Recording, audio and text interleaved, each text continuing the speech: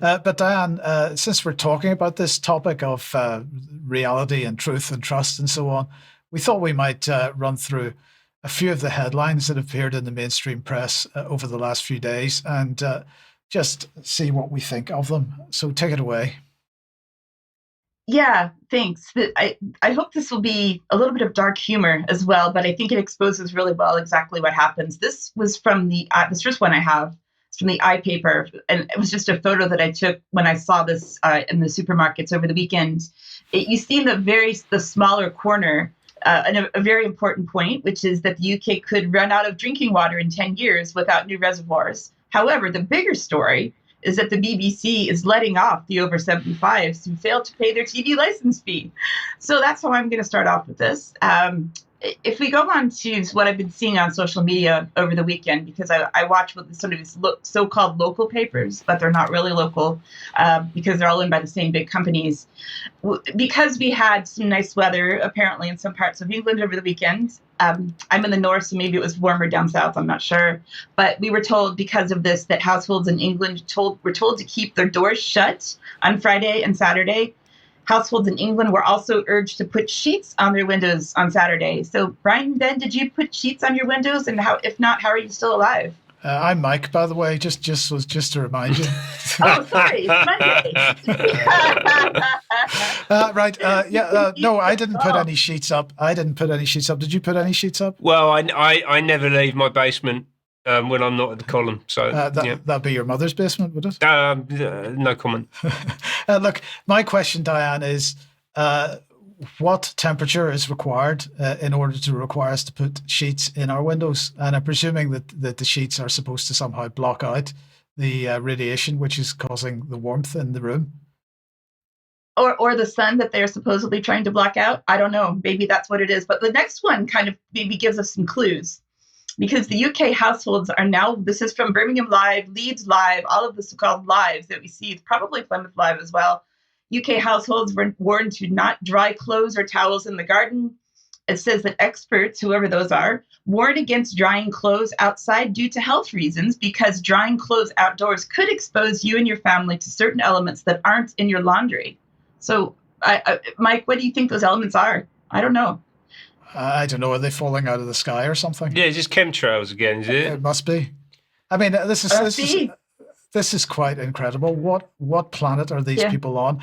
And my question would be, has anybody looked at the list of ingredients that's in the average packet of washing powder or liquid? Yeah. Right. Okay. So let's go on.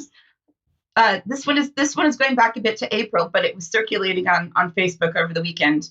It's from the BBC and other sources saying the same thing, that a train driver let passengers off for fresh air and then left without warning them. There was a complaint from a couple that were stranded at Swindon on the train from Paddington Station to Carmarthen, and apparently Great Western Railways apologized, but they were still stranded. So who knows what was going on there? I won't make the obvious Swindon jokes at that point. sorry for anybody that lives in Swindon, but anyway, okay. What's next? So the next one is from the Express, which said that UK schools, quote, must stop serving sausage rolls and ham sandwiches, report warns. And if you follow it through, it references a report by the Food Foundation, which tells us that we all need to stop eating meat in general for climate change purposes so that we can save the planet and so we can't enjoy a ham sandwich at lunch anymore. What else do we have? Oh, yes. The COVID jabs in Australia are still going on. It says that the Daily Mail Australia health experts are furious as the Aussies continue to avoid getting the COVID-19 vaccine. We have dropped the ball, according to the article. There's apparently a new variant known as NB181, first recorded on January 21st, and it is responsible for a sharp rise in cases. So they're furious at the citizens for starting to finally refuse these things. According to the Express, if you can't afford to feed yourself, you shouldn't have kids. So there's, all kinds of things going on there. I don't know why the kid is laying on the floor. Maybe they're really hungry. I don't know. What do you see there, Mike?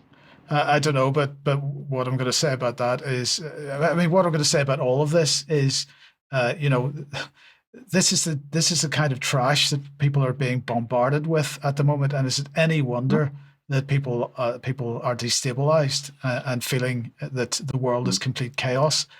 It's just a total psychological operation. And if anybody's sort of thinking that this segment is lightweight and flippant, in a sense it is, because in a sense we're making fun of this, but there's a very much stronger sense that this, in the sense of the effect that this is having on all of us.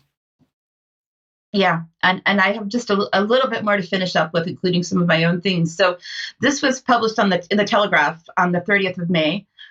So give trans staff extra breaks to adjust underwear.